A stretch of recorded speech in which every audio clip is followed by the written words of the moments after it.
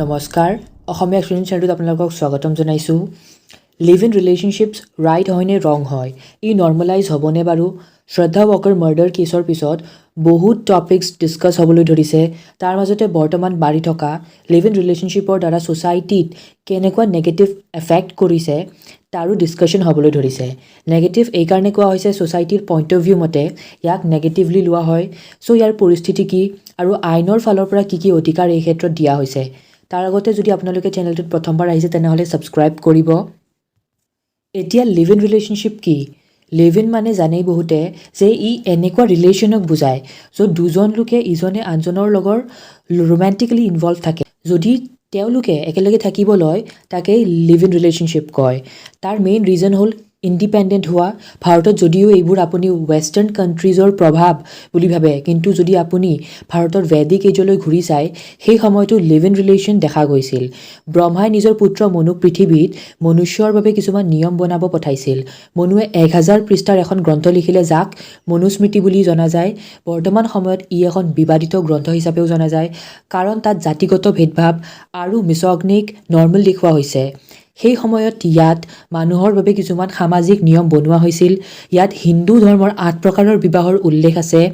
তাৰ মাজতে গন্ধৰ্ব বিবাহ এটা ইণ্টাৰেষ্টিং পইণ্ট হয় কাৰণ এনেকুৱা বিবাহত কোনো নিয়ম নীতি পূজা বা সিন্দুৰৰ স্থান নাই মনতে নিজৰ স্বামী বা পত্নী বুলি ভাবি লয় পৰিয়ালৰ আপত্তিৰ পিছত যদি কোনো ল'ৰা ছোৱালীয়ে নিজৰ মাজতে বিয়া কৰি লয় বা বিয়া নোহোৱাকৈ যদি একেলগে থাকিব লয় তাকেই গন্ধৰ্ব বিবাহ বুলি কোৱা হয় পাষ্টত দুষ্যন্তই আৰু শকুন্তলাই গন্ধৰ্ব বিবাহ কৰিছিল আৰু সিহঁতৰ পুত্ৰ ভৰতৰ নামতেই আমাৰ দেশৰ নাম ভাৰত হয় যি দেশৰ নাম এনেকুৱা ব্যক্তিৰ ওপৰত ৰখা হৈছে যাৰ মাক বাপেকে গন্ধৰ্ব বিবাহৰ পিছত তেওঁক জন্ম দিছিল বৰ্তমান সেই দেশতে লিভ ইনৰ ক্ষেত্ৰত ৰেণ্ট হাউচ নিদিয়ে কোম্পানীয়ে জব নিদিয়ে আৰু ভুলতে যদি বিয়া নোহোৱাতেই কেঁচুৱা জন্ম পায় তেন সেইটোক নাজায়েজ অলাদ বুলি গালিও পাৰে চ' এনেকৈ চালে লিভ ইন ৰিলেশ্যনশ্বিপ বহু আগতেই ভাৰতত আছিল এতিয়া লিভ ইন ৰিলেশ্যনশ্বিপছ কিয় স্পীডত বাঢ়িব ধৰিছে চাওক কেইবছৰমান আগতে ছ'চাইটিত ব্ৰেকআপ কৰা বা ডাইভৰ্চ হোৱা একচেপ্টেবল নাছিল টেবু হিচাপে চোৱা গৈছিল কিন্তু ৱমেন এম্পাৱাৰমেণ্ট বঢ়াৰ পিছত ইকুৱেল ৰাইটছ পোৱা হোৱাত মহিলাই বিয়া কেতিয়া কাৰ লগত হ'ব নিজে ডিচাইড কৰা হ'ল চ' তেনেকুৱাই আজিকালি কাপলছবোৰে লিভ ইন ৰিলেশ্যনৰ ওপৰত বিচাৰ কৰা হৈছে কাৰণ লাইফত দুয়োৱে বিয়াৰ আগতে ইজনে সিজনৰ হেবিটছবোৰ বুজিব ট্ৰাই কৰে ষ্টেবিলিটি আনিব খোজে কিন্তু এইবোৰ হ'ল কেনেকৈ ইনফৰমেশ্যন টেকন'লজি বঢ়াৰ পাছত মানুহে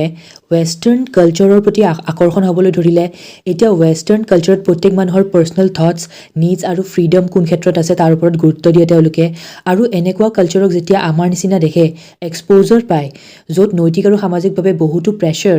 চ' সেইবোৰৰ মাইণ্ডবোৰে ফ্ৰীডম পাব বিচাৰে চ' আজিকালি বহুতো লোকে ৱেষ্টাৰ্ণ কালচাৰক বেছিকৈ ফ'ল' কৰিব ধৰিছে তাৰে ৰিলেশ্যনশ্বিপৰ কথা ক'লে হলিউড মুভি ছিৰিজৰ পৰা নিউজ সকলোতে দেখা যায় বিয়া জাষ্ট নামমাত্ৰ কোনে কাৰ লগত কেনেকৈ থাকে ঠিক নাই আৰু তেনেকৈ ল'ৰা ছোৱালী হ'লে ছ'চিয়েল প্ৰেছাৰ ফেচ কৰিব লগা নহয় কিন্তু ইণ্ডিয়াত আপুনি যি কৰে তাৰ লগত বেলেগৰ লেনদেন নাথাকিলেও নিজৰ অপিনিয়ন সকলোৱে দিব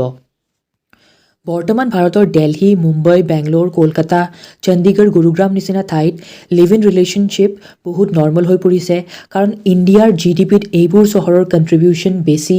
তাত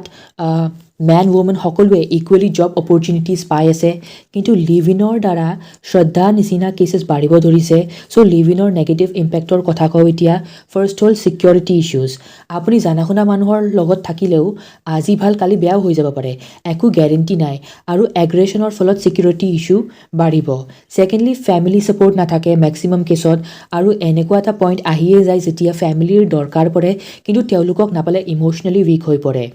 লাষ্ট আৰু সকলোতকৈ ডেঞ্জাৰাছ নেগেটিভ পইণ্ট হ'ল ফ্ৰী টু গ' যদি ছাডেনলি এজনে নিজৰ নৰ্মেল লাইফত ঘূৰি যাব বিচাৰে লিভ ইনত আৰু থাকিব নিবিচাৰে আৰু লগত থকা পাৰ্টনাৰজন যদি তাৰ ওপৰত অলৰেডি ডিপেণ্ড হৈ পৰিছে তেতিয়া প্ৰব্লেমছ আহে কাৰণ লিগেল ৰাইটছো নাথাকে যে পাৰ্টনাৰজনক ৰখাব পাৰিব এতিয়া লিভ ইনত থকাবোৰৰ লিগেল ৰাইটছ কি আছে যদি আপুনি এডাল্ট হয় দেন কোনোপধ্যেই ইলিগেল নহয় অৰ্থাৎ কোনো কেছ আপোনাৰ ওপৰত হ'ব নোৱাৰে সুপ্ৰিম কোৰ্টে লিভ ইন ৰিলেশ্যনশ্বিপ ৰং নহয় বুলি কৈছে। তাৰোপৰি লিভ ইনত থকা মহিলায়ো যদি মাৰপিট খায় পাৰ্টনাৰৰ, দেন সেইটো 2005 ডমেষ্টিক ভায়লেন্সৰ ৰুল অনুসৰি ইয়াক ইনক্লুড কৰা হ'ব আৰু পাৰ্টনাৰৰ এগেইনষ্টত কেছ ৰেজিষ্টাৰ কৰিব পাৰিব। তাৰোপৰি ভাৰতত লিভ ইনত থকা কাপলৰ যদি কেঁচুৱা হয়, তেন মহিলাজনীয়ে একো সম্পত্তিৰ ভাগ নাপায়, কিন্তু কেঁচুৱাটোৱে হিন্দু মেৰিজ এক্ট 1955 অনুসৰি বিয়া হোৱা কাপলৰ কেঁচুৱাই যিমান অধিকাৰ পায় সেই সকলোবোৰ পাব। এতিয়া আপোনালোকে কি ভাবে লিভ ইন ৰিলেশ্যনশ্বিপছ ৰাইট হয় নে ৰং হয় লিখিব কমেণ্ট ছেকশ্যনত। আজিৰ কাৰণে এইখিনি। আশা কৰোঁ ভিডিঅ'টো যদি ভাল লাগিল লাইক শ্বেয়াৰ এণ্ড ছাবস্ক্ৰাইব কৰিব এণ্ড বেল আইকন প্ৰেছ কৰি ন'টিফিকেশ্যন অল কৰি দিব।